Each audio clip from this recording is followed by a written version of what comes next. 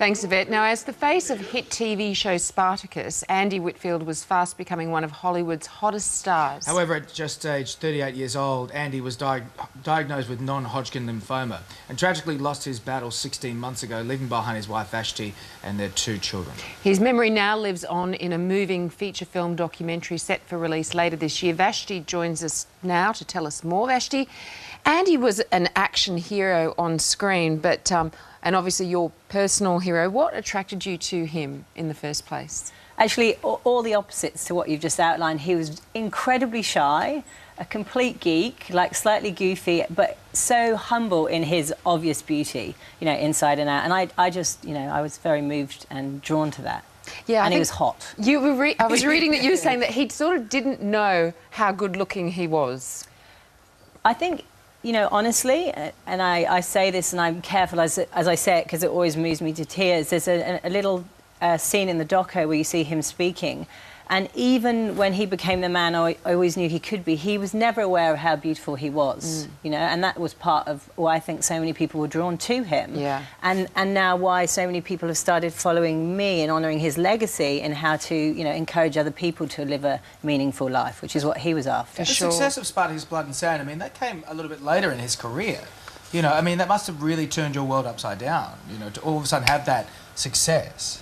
I always say this, you ask for an extraordinary life, you get one. You get Spartacus, you get cancer. You know, like you get these extraordinary things happen to you. So when he got Spartacus, we'd manifested really hard to make that happen.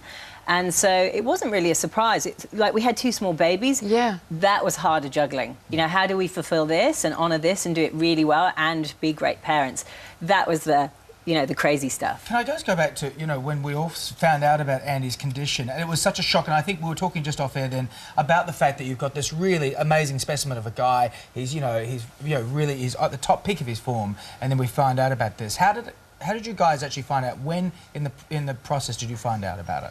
We'd just come back from doing publicity for season 1 in LA and had done the whole red carpet, movie star, Andy getting mobbed in the street type of thing. Right. And came back and he'd had this very, you know, very strong back pain over the Christmas period. So it was in the new year. And the back pain got so bad that finally, after doing the sort of physio run that everybody thought was sports related because of the, you know, the body and the action. Yeah. And some poor sports doctor finally gave him a scan, and on the scan, it was the moment I got the call where we realised it was something much darker and a whole other journey that we're about to begin. So it was at the beginning of season 2 and the end of season 1. Wow. And Andy made the decision to diarise the last few months in the form of a documentary, which is going to be released later this year. Why was it so important to him to do that? Well, I just need to correct the details there. When Andy was about to start filming season 2, we both went and got together as a kind of symbol of all you've got is today. We both went and got Be Here Now, which is the name of the documentary. And it was the day before he went for insurance testing, just to make sure he had the all clear before they started filming. Right. And that's where we found out that he, in fact, had cancer again. Right. And so that is where we decided, and he decided, that if we were going to do this, we needed to share something. And he said, if I'm going to go through this journey again, I want to find out everything I can as to why I'm here and what I can do to really honour myself and sharing what's going on with everybody who doesn't have great support.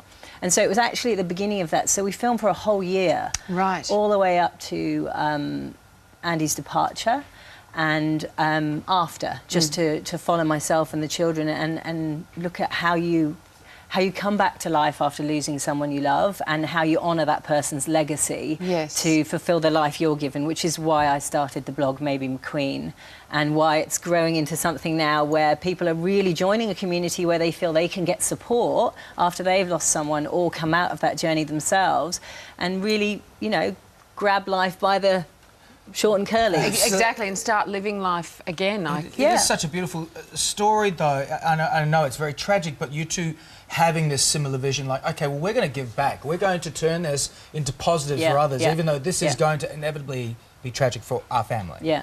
Look, that was our philosophy, and very much mine, is that, you know, if you don't share what's going on for you, how do you encourage learning in others? It's like being a parent. If you don't talk about something and you just brush it under the carpet, how do you grow? And that's what this blog is about for you. That's what Maybe McQueen community and the Maybe McQueen blog and the video diaries and the video blogs that are going to be launching in March are all about. It's about how to create a community where if you share things that are going on, and not just the deep and dark stuff, but the invigorating stuff, the stuff that coming out of you know, hard times brings, you enable others to learn and therefore grow. Yeah.